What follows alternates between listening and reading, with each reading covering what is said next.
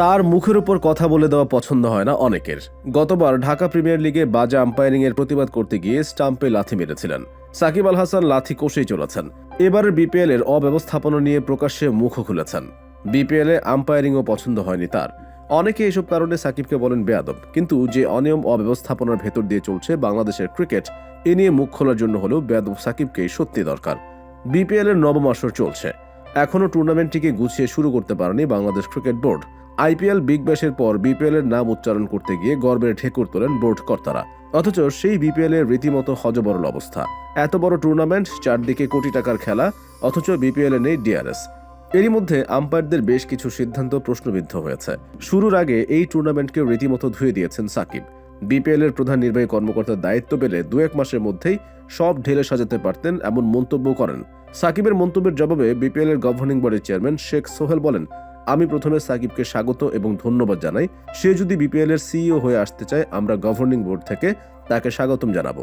সে যদি চায় সামনের বছর থেকে সিইওর দায়িত্বটা পালন করুক। সোহেলের কথার মধ্যে খোঁচার ইঙ্গিত আছে। ক্রিকেট খেলাটা যেমন সিইওর কাজ নয়, তেমনি সাকিবেরও কাজ নয় সিইওর দায়িত্ব পালন করা। সবাই নিজের দায়িত্ব ঠিকমতো পালন করলেই তো সমালোচনা হয় না।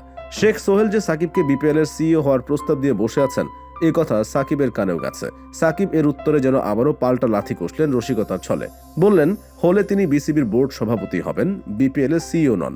কথার লড়াইটা শুরু হয় সাকিবকে দিয়েই। বিপিএল শুরুর 2 দিন আগে সাকিব বলেছিলেন, আমাকে যদি সিইওর দায়িত্ব দেওয়া হয়, আমার বেশি দিন লাগবে না, সব ঠিক করতে সর্বোচ্চ 1 থেকে 2 মাস লাগবে। পেশাদারিত্বে বিপিএলকে তিনি ঢাকা প্রিমিয়ার লিগের চেয়েও পিছিয়ে রেখেছিলেন তার মন্তব্যে। একটা যা-তা অবস্থা, এর থেকে আমাদের ঢাকা প্রিমিয়ার লিগ আরও ভালোভাবে হয়। কারণ আগে থেকেই দল গোছানোর সুযোগ থাকে, আরও আগে থেকে জানে যে দলটা কি হচ্ছে এবং তারা সেভাবে প্রস্তুতি নিতে পারে। বিপিএল নিয়ে মানুষের আগ্রহ যে দিনকে দিন কমে যাচ্ছে, এ নিয়েও ইঙ্গিত আছে সাকিবের কথায়। বিপিএল এর মার্কেটিংটাও ঠিকমতো করতে পারে না বিসিবি। বাংলাদেশের ক্রিকেট সংশ্লিষ্টরা সবাই লাভের গুড় খেতেই ব্যস্ত।